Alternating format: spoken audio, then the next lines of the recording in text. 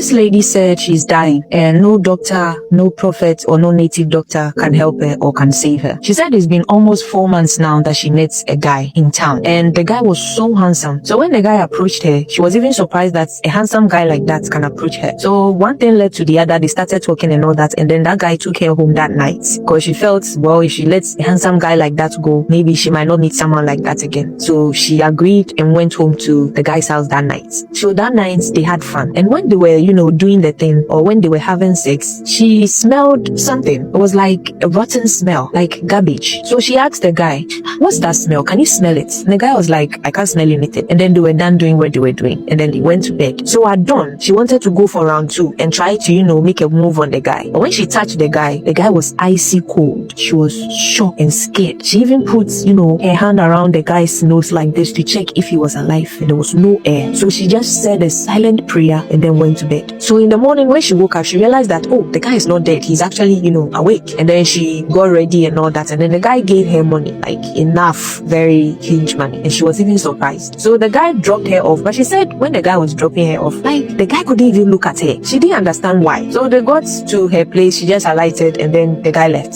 So when she got home, she tried calling the guy's number, but the guy has blocked her. So she didn't care. She was like, well, at least I got huge amounts of money from this. So if our short relationship is going to end like this, I don't care. At least I won't feel like I've been used. So that evening, she actually sleeps with her sister in the same room. So that evening, when she was sleeping, at dawn, she woke up and she could perceive a smell of blood, very pungent one, very heavy in the room. So she woke her sister up and was like, can you smell it? Can you smell that blood? I can smell blood. And her sister was like, no, I can't smell anything. He said, okay. And then went to bed. But in the morning, she had somebody waking her up, beating her, waking her up. And when she woke up, she opened her eyes. Her sister was looking at her with a disgusted face. And she also realized that the windows were open, the door were open, like the doors were open, everything was open. And she could perceive that smell, the blood again. And then her sister was just looking at her like that. So she looked at her fingers, like her hand, and realized that there was blood on her hand. And then she checked and realized, okay, so the blood smell was actually coming from her. And she thought, maybe it's my menses. But then she realized that no, my menses just came 8 days ago. So this can't be my menses. So she took her bath, and yet still, even after scrubbing, after exfoliating and everything,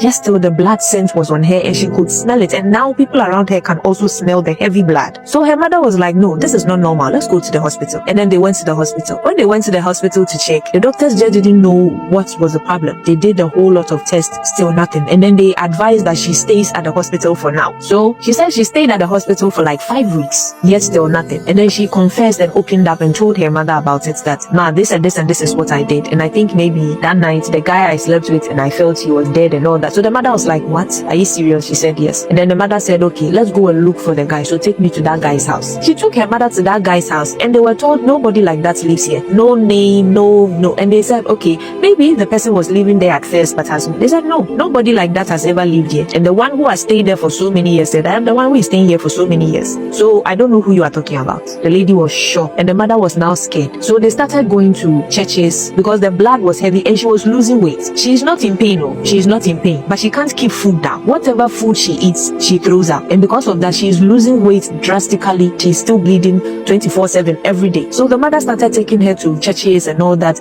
She has been steamed. She has drunk concoction. She has done all the aquanchere she can do, everything, but still nothing. Some pastors will see her and go like, I'm sorry, but I can't even meddle in this. I can't, be involved in this. Meaning it was serious. So the mother remembered that in her hometown, there was a powerful native doctor there. So she took her to that native doctor in their village. So when they got to that native doctor, he was open. He told them point blank, you are walking dead. You're already dead. You just have to wait till the body just goes back and that's it. You are dead. And the man told her that that guy you slept with wasn't a human being. And he left some small animals in your system, in you, spiritually. So they feed on your blood. Any food you eat, they don't like food, they like blood. So any food you eat, they will push it out. That is why every food you eat, you vomit it out. And that is why you are losing weight. And with you losing all the weight and all that, that particular guy or whoever you slept with is getting rich out of that. And the lady was like, but we protected ourselves. We used the condom. And the native doctor was like, so you think condom protects you spiritually? No, it doesn't. So now the lady says she's just waiting to die. She's not in pain. She just can't eat.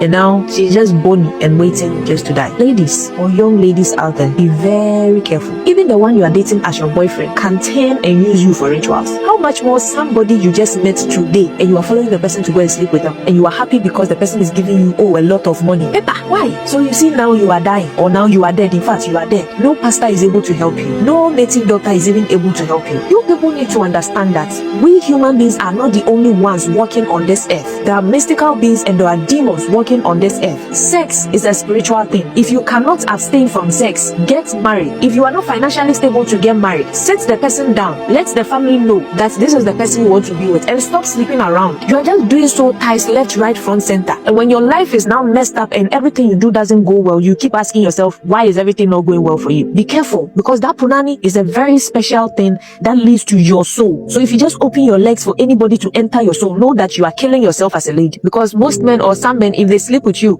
they take from you. They tap into it. They take from your favor. They take from everything that you are supposed to accomplish. Ask yourself why that in Hollywood, before they will help somebody, they say, I want to sleep with you before I help you. Or even now, even here in Ghana, if a director or whatever wants to help an actress or an actor, they want to sleep with you. Ask yourself, what is in that sex? It's a gateway to your soul. So if you think just opening your legs, nothing will happen, I'll just use condom, I'll be fine. No, you will not be fine. Protect yourself as a young lady coming up. Let's tone down the sexual immorality and pick up our dignities. Open your legs for every man doesn't make you a boss chick. No, it doesn't. It actually makes you a cheap one. Respect yourself as a lady and guard your punani, because it's a way of guarding your future. Don't let any man just get to sleep with you. Anyway, if you have any advice that you want to give to this lady, or you know somebody who can help her or something, just leave it in the comment section. She might see it and she might read it. This is scary. This is really scary. I don't even know if she's already dead. This is scary. Anyway, case closed.